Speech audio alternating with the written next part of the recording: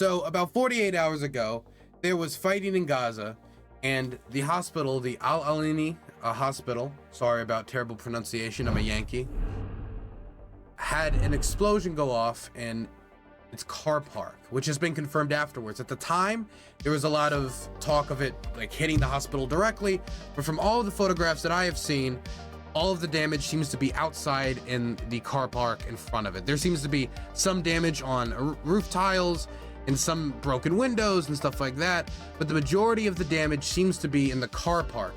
And from the video that was recorded at the time, there is an explosion in the area near the hospital, which I think now we can assume, but of course we should not make much assumptions, but I think it could be reasonably implied that that is the explosion in the car park, setting off different cars. As you can see, they were burnt out in front of it.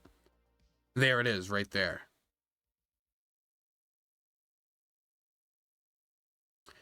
And that's the footage. So there was this strike on the hospital. Immediately we got on the area around the hospital, but at the time all we knew is that it was on the hospital or in the hospital or somewhere around the hospital. And we immediately got a report from the Gaza Health Ministry, which is led by, I think the minister in charge of it is a Hamas guy. They came out with a report that 500 civilians had been killed. That number has now been altered a few days later, and now it's 471 civilians had been killed. Now, I don't know exactly how they were able to get the number so quickly, because they did get the number of dead from the explosion very, very quickly after it. In my experience, from being in an area where, you know, strikes happen and civilians are killed, it usually takes hours at the very least to identify how many have died, especially if it's on such a large scale. You've got to, you know, save who's ever alive, find the injured, help the injured. You need to clear all the rubble to discover all the bodies. The bodies might be strewn apart and really buried underneath a bunch of rubble. You can make like approximate guesses.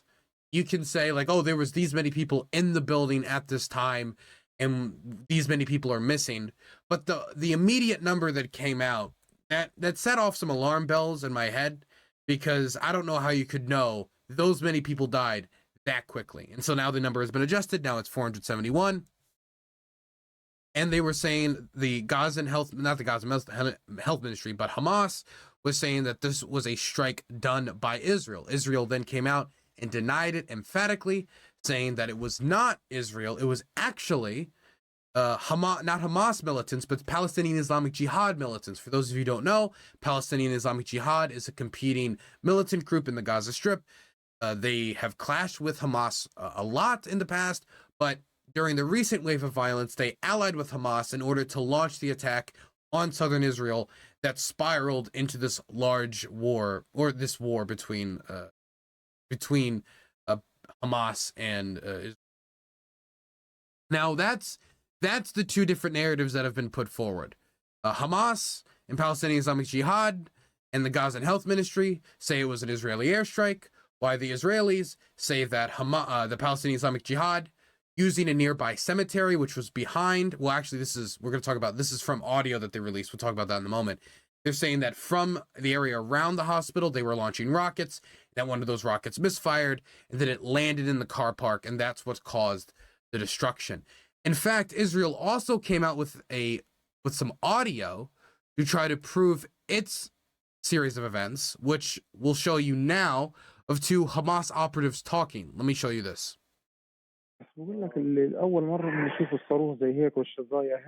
I'm telling you this for the first time, that we see a missile falling, and so that we are saying it belongs to Palestinian Islamic Jihad.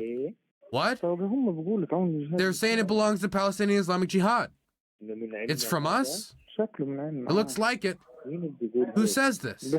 They're saying that the shrapnel from the missile is local shrapnel and not Israeli shrapnel. What are you saying? But God bless, it couldn't have found another place to explode. Never mind. They shot it from the cemetery behind the hospital. What? They shot it from the cemetery behind the hospital, and it misfired and fell on them. There's a cemetery behind it. Yes, in the compound. Where is it? In Where is it when you enter the compound? You first enter the compound, and it's on the right side of the hospital. Yes, I know it. So, I have seen audio recordings released like this before. I'm most familiar with it when it comes to the war in Ukraine, where the Russian government will release audio that they captured of Ukrainian soldiers saying any number of embarrassing things that make them look terrible. The Ukrainian government has released stuff similar with its intelligence services of Russian soldiers communicating. And when these audio recordings come out, obviously they're coming from a biased source. When the Ukrainians release it, it's a biased source. When the Russians release it, it's a biased source. And when the Israelis release it, it's a biased source. That doesn't mean that every single piece of audio that comes out like this is fake. If the Israeli intelligence services was to find audio like this and they wanted to release it, how else would they do it? Same thing goes for the Ukrainians, same thing goes for the Russians. Problem is, though, that reporters from the region are not buying it. Several experts confirm Hamas's view to Channel 4 News that the audio tape of Hamas operatives talking about the missile malfunction is a fake. They say the tone, syntax, and accent and idioms are absurd. This is from Channel 4 reporter Alex Thompson, who's their chief correspondent and presenter. So I don't really think I'm going to take too much from the audio of the recording. I know people have been sending it in my emails and sending it in my DMs, but due to the source of the recordings and due to other experts in the region and from Channel 4 listening to it and saying, this certainly is far from conclusive, I'm not going to take that too much into my consideration. So, what are some other conclusions that people have tried to bring forward about this that I want to dismiss out of hand, or evidences that I want to dismiss out of hand? Another one comes from Lord Bebo, a famous war reporter, anti-woke, anti-hypocrisy, and anti-fake news, a famous munitions expert who came forward with the announcement just a day after the explosion. Breaking! The hospital was hit with a very high probability by a JDAM bomb. This is something made by the United States. This meant it was the Israeli Air Force. This means it was a targeted attack. No words. And then they showed a comparison of the sound of the strikes. One of the first one being audio from a JDAM, and the second one being audio from the attack on the hospital courtyard.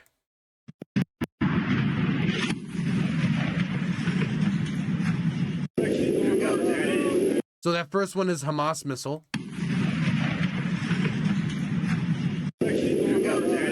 Bombs out. Bombs away. Get ready to I'll get my arm blown off.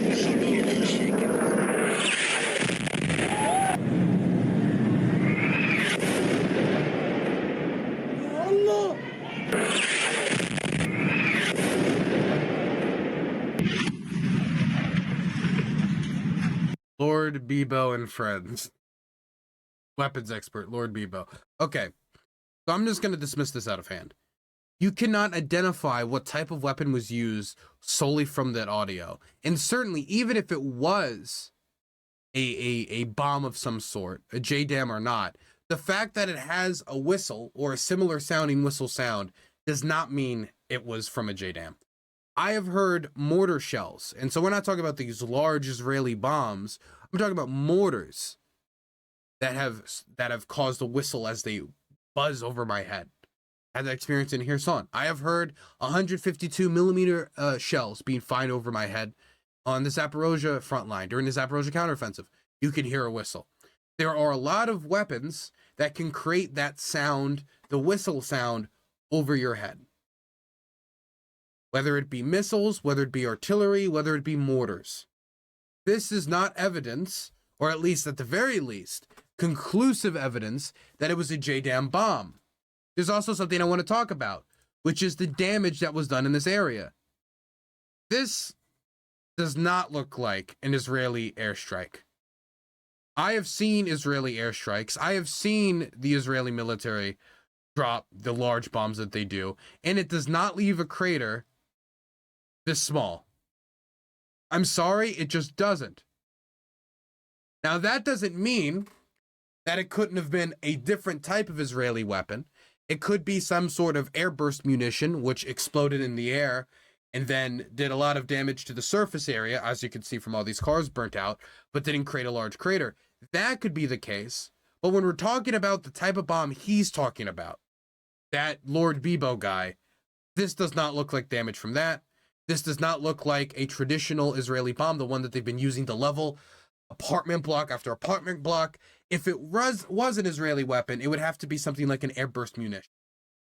Or maybe something not dropped from a plane, maybe like something like I saw somebody proposing a Hellfire missile, but I don't believe that either. Point is, it would not be a traditional Israeli bomb.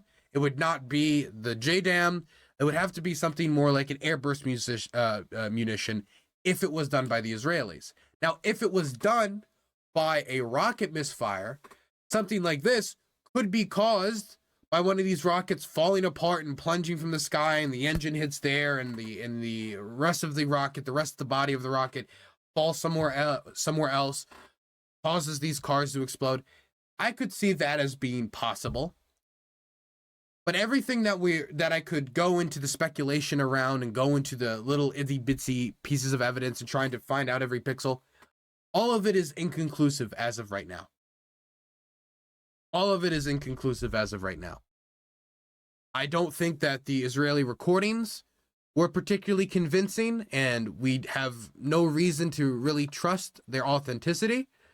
I don't have any reason particularly to believe that because the Israeli government says it isn't true, that therefore it isn't true that they didn't do it, because the Israeli government has lied about situations like this in the past, and I wouldn't put it beside them to do it again.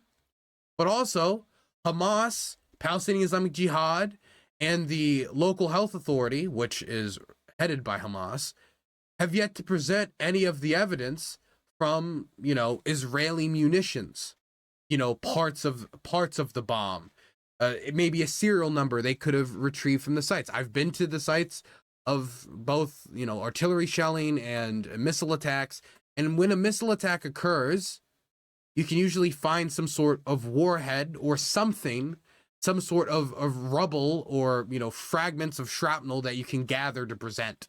Maybe you won't be so lucky as to find a serial number, but you can usually find something. And the local authorities did say they found a warhead. They have yet to present that warhead. We have yet to have any independent reporters on the ground to really sift through all the evidence, or any independent institutions that could go and do a full report to try to find out, well, who is the most likely culprit of this attack. So I just want to put out a few things quickly into the atmosphere around this. So the first thing I want to put out is it's very easy for you to have a conclusion already in your mind once one of these events happen because of your biases.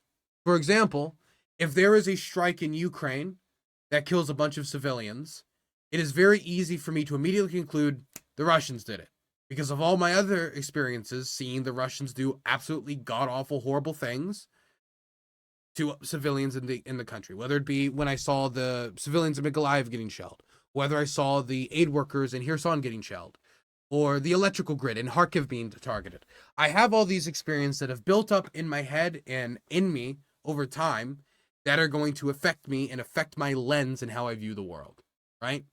So the first thing I want to say is that when something like this happens, and then there's genuine questions about who did it or who didn't do it, you can have that bias. You can even in your head be like, you know what? Due to my previous experiences and the track record of the military we're talking about, I think it was most likely these people. You could even go as far as to say that and keep it to yourself and think about it, or put that into the atmosphere of something like, hey, they've done this before, they've done this before, they've done this before.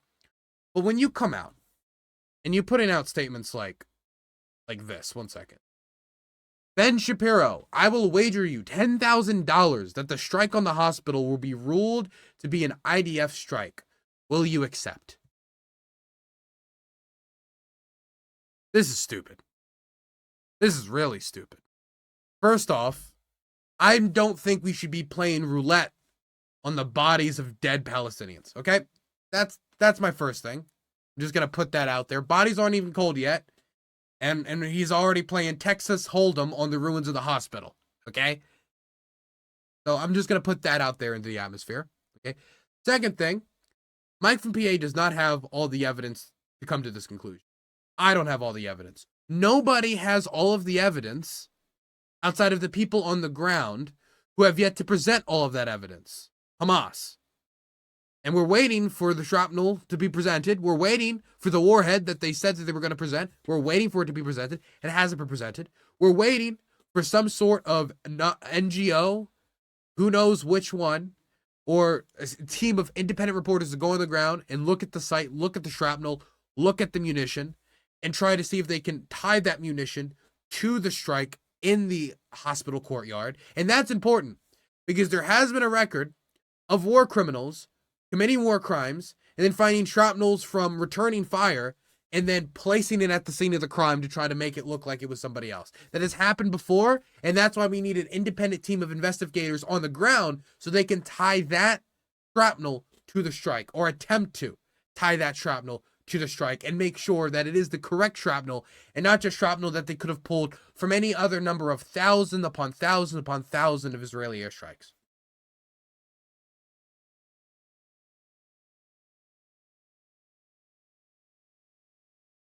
But he jumped to his conclusion because he is biased against the Israeli government. And guess what? I think that there's a lot of good reasons to be biased against the Israeli government. But you cannot let those biases cloud your mind. You cannot let those biases cloud your mind when you're dealing with such serious work as munitions identification. And if you're trying to build a case on to bring anyone to court or to justice for war crimes, you got to make sure you have sufficient evidence. Burns is an and Mike from PA benefits corrupt, as being somebody who is thousands of miles away from any actual violence, sitting in the comfort of his home, on his computer, and able to look at tons of different sources from the Arabic-speaking press, from the English-speaking press, from the Israeli press, from all these different groups to come to a conclusion. And the best part about it is Mike from PA and all the other Twitch streamers, me included, we don't have to come out with an immediate conclusion of like, these are the people that did it, and I know that these are the people that did it. We're not investigators. We're Twitch streamers. We are not the people on the ground like local officials who are going to have to answer to somebody over this. We can take as much time as necessary to try to identify the culprit of this atrocity, of this crime. Don't need to jump to conclusions. I do want to put a little cherry here, though. I do want to put a little cherry on top of the sundae and say that Mike from PA did end up walking this back. He did end up deleting it and saying that, you know, maybe that wasn't such a smart move, and he's going to donate a bunch of money to Palestinian charities instead of playing, roulette table on the rubble. So that's good. That is good. So that's most of what we already know about the hospital blast. I could go with you guys frame by frame, trying to break down everything about the hospital blast, or every moment, every second. I don't think that there is much value to that right now until we have more information and we have any of the shrapnel, the warhead, and independent investigators on the ground. Because until we have that, we will never be able to come to a concrete conclusion. We will not. They will keep pulling out like new security cam footage. Maybe we'll get new leaked audio and recordings. Until we have that, we cannot be sure.